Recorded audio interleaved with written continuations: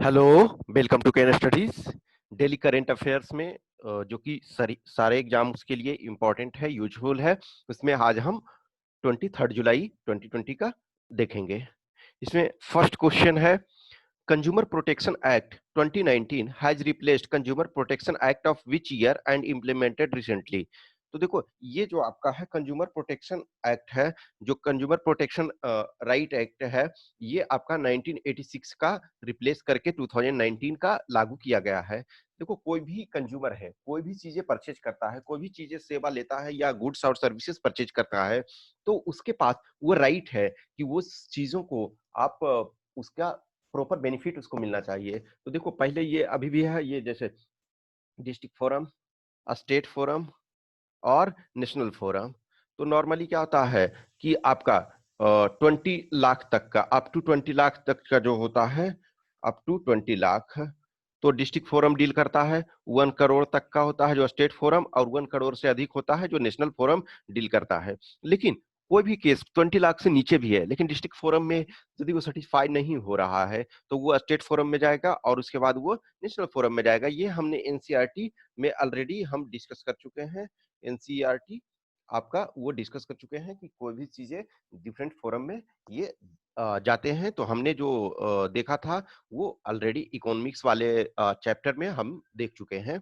तो इसका answer B हो जाएगा। नेक्स्ट है, central board of direct taxes has signed an MOU with the Central Board of Indirect Taxes and Customs to facilitate a smoother bilateral exchange of data. Who is the chairman of CBDT? तो CBDT के जो chairman है वो PC Modi आपके हैं। देखो, direct taxes और indirect tax में डिफरेंस ये होता है कि डायरेक्ट टैक्स जो है, तो उसका जो इंसिडेंस होता है, जो टैक्स लगाया जाता है, उसका जो बर्डन होता है वो डायरेक्ट टैक्स पेयर पे होता है। जैसे आप अर्न कर रहे हो, आपके पास वेल्थ टैक्स है, या आप सैलरीड पर्सन हो तो इनकम टैक्स पे कर रहे हो, तो वो टैक्स जो है उसका बर्डन आप पे पड़ेगा, जो यानी पेयर है उसी पे पड़ेगा। इनडायरेक्ट टैक्सेस में क्या होता है कि जो टैक्स का बर्डन है, टैक्स कोई और पे कर रहा है लेकिन बर्डन उसका है एंड कंज्यूमर पर पड़ता है। जैसे जस्ट एग्जांपल, आपने एक साबुन खरीदा, तो साबुन खरीद रहे हो तो एक्चुअल पे आप कर रहे हो, टैक्स तो आप पर ही लग रहा है, लेकिन वो टैक्स जो है आपके बिहाफ पे कर रहा है कौन? जो या मैन्युफैक्चरर है, शॉपकीपर है, जो वो पे कर रहा। एक्चुअल में डायरेक्ट आप जाकर के टैक्स नहीं पे कर रहे हो, लेकिन उसका बर्डन जो है वो आपके ऊपर पड़ता है। तो ये मेन डिफरेंस आपके हैं।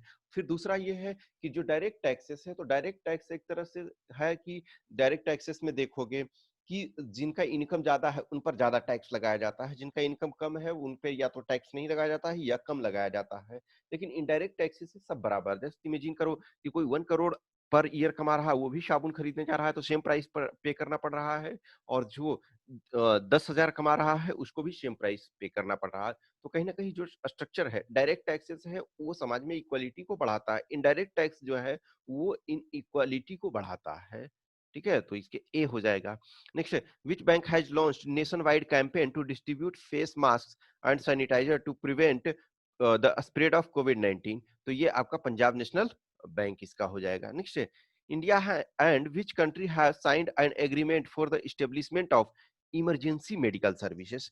तो इमरजेंसी मेडिकल सर्विसेज के लिए जो आपका मालदीव्स के साथ किया है, मालदीव्स के साथ हमारा देखो बहुत अच्छा रिलेशन हम ट्राई कर रहे हैं रखने के लिए। बीच में कुछ कुछ प्रॉब्लम हुआ था क्योंकि चाइना बहुत अधिक इंटरफेयर कर रहा था, लेकिन जब से शोले बने हैं ये, तो तब से स्थिति ठीक हो गया है।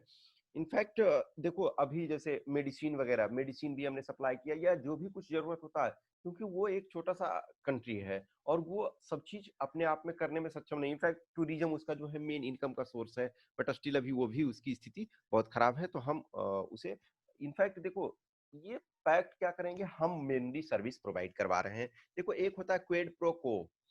क्वेड प्रो को में क्या होता है कि कोई हमको हेल्प कर रहा है तब हम हेल्प कर रहे हैं, लेकिन इन कंट्री के साथ जो है, छोटे छोटे कंट्री के साथ, वो क्विड प्रो को नहीं होता है कि वो हमें हेल्प करे या ना करे, हम उनको हेल्प करने के लिए तैयार रहते हैं। तो इसका सी हो जाएगा।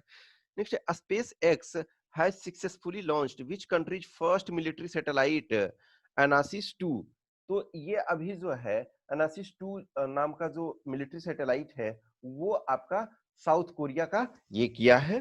ठीक है, तो स्पेस एक्स जो है प्राइवेट फर्म है, यहाँ आप अनाक्सिस 2 आप ये लिखना भूल गए थे, ठीक है ना? तो अनासिस 2।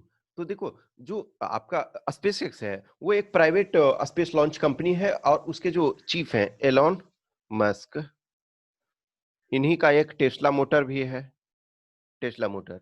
तो ये जो प्राइवेट में इनफैक्ट ये बहुत अच्छा कर रही है और रीयूजेबल लॉन्च व्हीकल वगैरह भी सक्सेसफुली लॉन्च कर रही है और इसका टारगेट है कि हम प्रॉपर तरीका से जो मंगल पे कॉलोनी बनाने का टारगेट है और बहुत सारे एम्बिशियस टारगेट है, तो ये इसका आंसर बी हो जाएगा। नेक्स्ट है, who has inaugurated the Air Force Commanders Conference AFCC at Air Headquarters वायु भवन न्यू दिल्ली।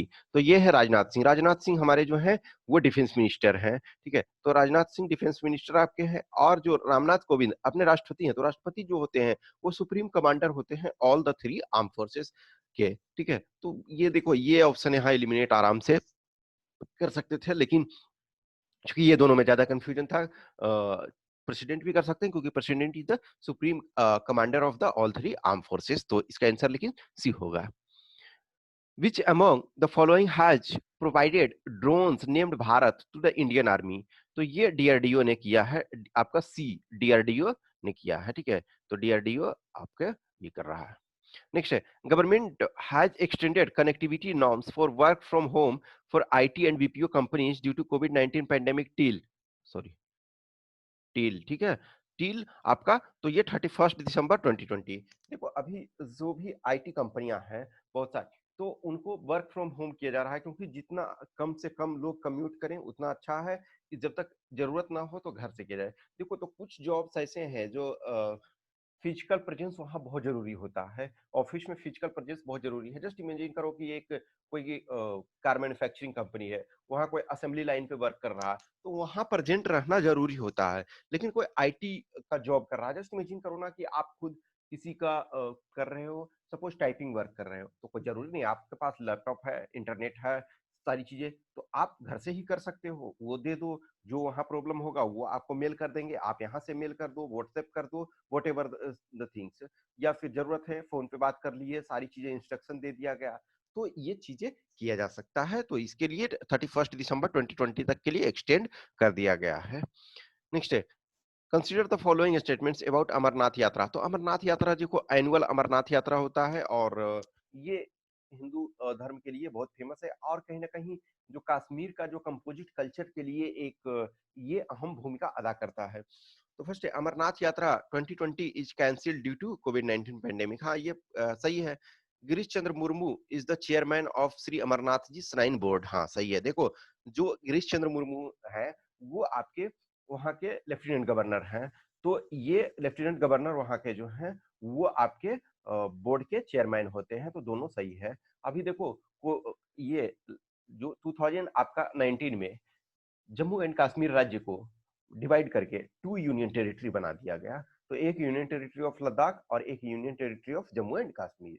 तो जो union territory of Jammu and Kashmir के जो लेफ्टिनेंट गवर्नर हैं अभी, तो वही उसके चेयरमैन है, तो इसका आंसर सी हो जाएगा। नेक्स्ट है, which among the following will start trials for the COVID-19 vaccine developed by Oxford University and AstraZeneca by the end of August 2020? तो सीरम इंस्टीट्यूट ऑफ इंडिया, ये पुणे बेस्ड कंपनी है, Pune based, और ये world की largest जो है vaccine manufacturer है, तो ये ट्रायल करेगी। देखो, ये अभी कोविड-19 एक ऐसा फर्स्ट टाइम ये सिचुएशन दुनिया फेस कर रही है, worst type of situation, at least हम पर मॉडर्न एज जिसको प्रॉपर तरीका से जो आईटी और सारी इंफ्रास्ट्रक्चर वाली चीजें है उस टाइम में, तो इस समय 100 प्लस वैक्सीन का जो है निर्माण के डिफरेंट फेजेस में चल रहे हैं।